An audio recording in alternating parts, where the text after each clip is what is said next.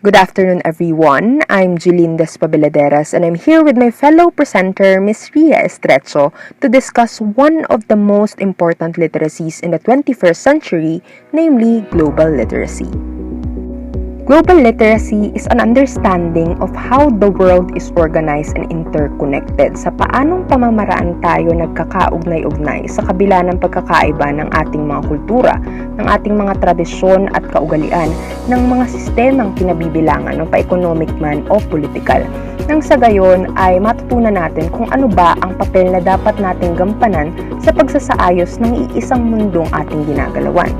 So isang magandang halimbawa ay yung motivational activity na ginawa natin kanina dahil ang musika ay isang manifestasyon ng kultura. So nagkakaugnay-ugnay tayo dahil sa musika na pinakikinggan natin saan man dako ng mundo tayo naroroon.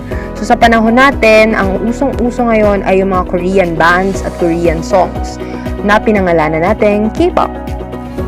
So in order for us to fully participate in the global society, we need three essentials. First, knowledge. Second, skills. And third, values.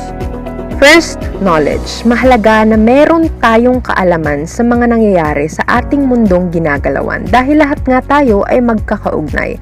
Kung kaya't lahat ng mga global issues ay may socio-political implications.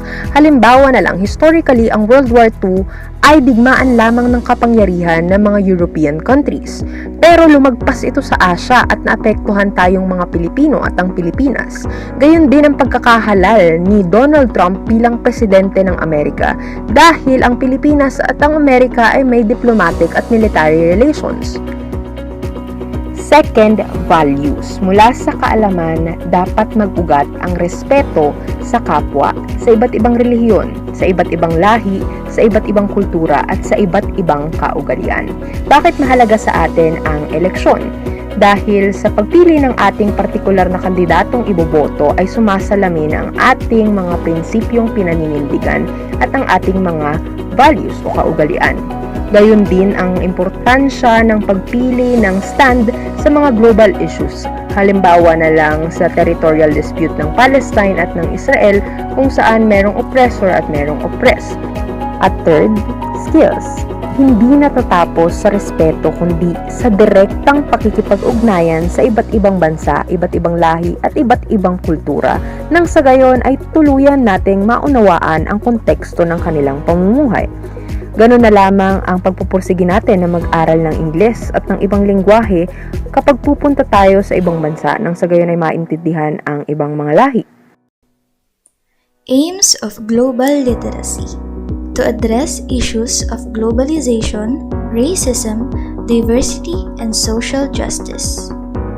Meaning to say, to be a global literate is to be knowledgeable enough to understand, accept, and empower all kinds of people, including people of color, and knowing that biological differences is just an external factor that should never be a hindrance towards unity.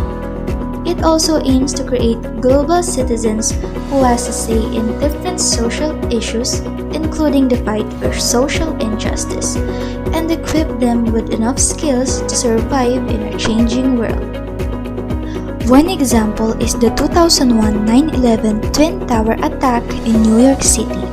Dahil gawa ito ng Al-Qaeda o isang militant Islamic group, Muslim men and women up until the present day suffers from the prejudice of being a terrorist. Here are some of the articles na magpapakita ng racism na nagaganap sa ating mga Muslim Americans in the US.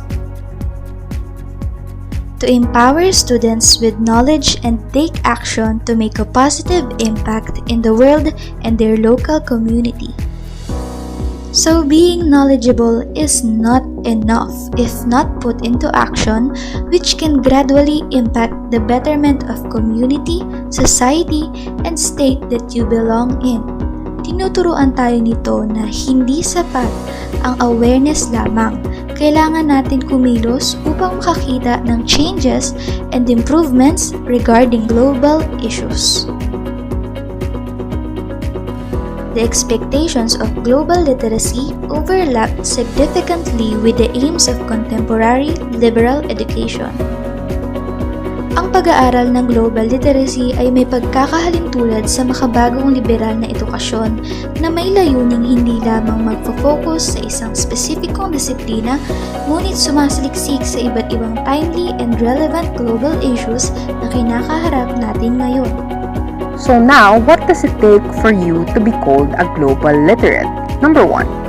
Global literates have respect for humans no matter what their race, culture, gender, religion, or political perspectives are. When you go to Rome, you do what Romans do. When you go to Japan, you do what Japanese do as respect for their culture.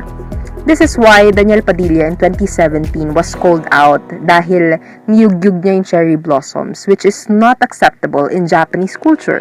And this is why it's very important to know about the cultures of different countries. So in Japan, for example, napakahalaga sa kanila ng pagbabaw bilang isang kultura sa tuwing ikaw ay magigit ng Japanese. And then we should know by now that geishas are not prostitutes. They are not courtesans. They are actually forbidden historically to have direct contact with their clients. So even the kimonos or the traditional clothing in Japan has symbolisms. For example, geishas are not allowed to wear ribbon in front of their kimono because there is a symbolic idea that it is easy access or you are a prostitute when you wear ribbon in front of your kimono. So that's for courtesans or prostitutes only, historically. Global literates also have respect for diversity and various perspectives. So as a Christian, assess yourselves. How do you treat other people? How do you treat Muslims? How do you treat Hindus? How do you treat Buddhists? Because they are all part of the global world. How do you treat other sectors?